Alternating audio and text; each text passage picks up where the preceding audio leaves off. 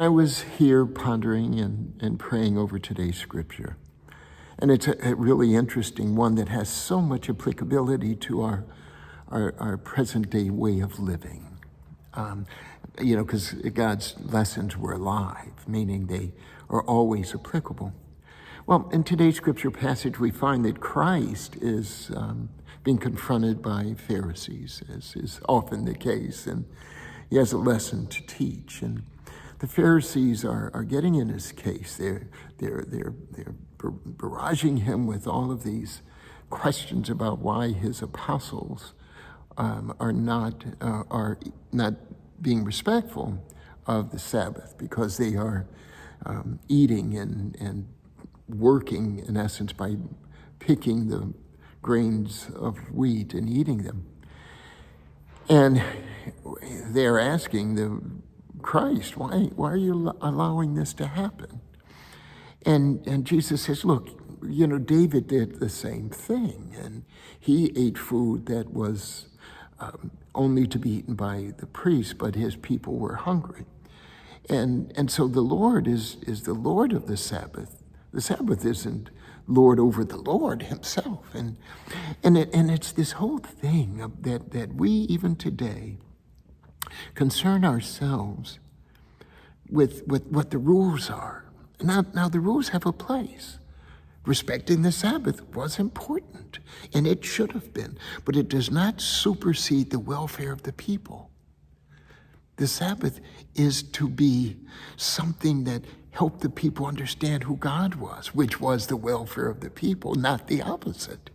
That the welfare of the people did not depend on the Sabbath depended on the welfare of the people. It's like this, Lord, I pray that you are on my side, which on the surface sounds good. But a better prayer would be, Lord, I hope I'm on your side. Because you see, when we want God to be on our side, that means I'm going to be doing something, and I hope you agree.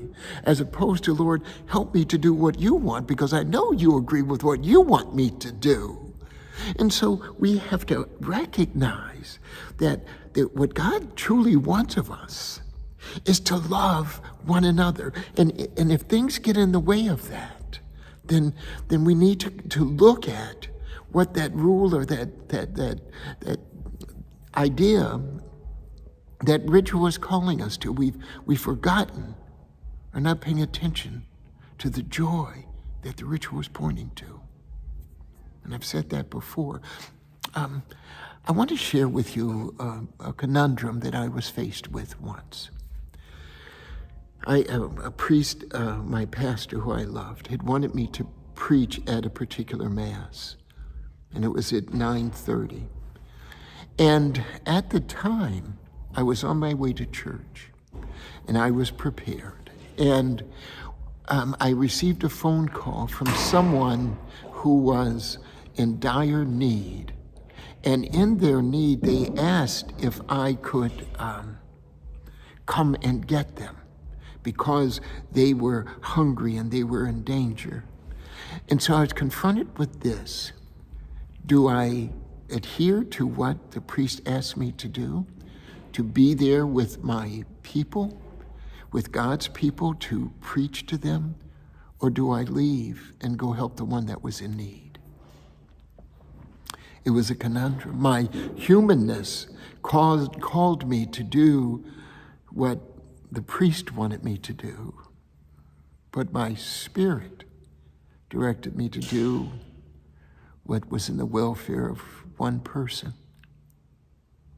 Well, I promptly drove to where that woman called me, who was in such trouble. And while I was on the way there, I received a call that an ambulance had come and that she was on the way to the hospital.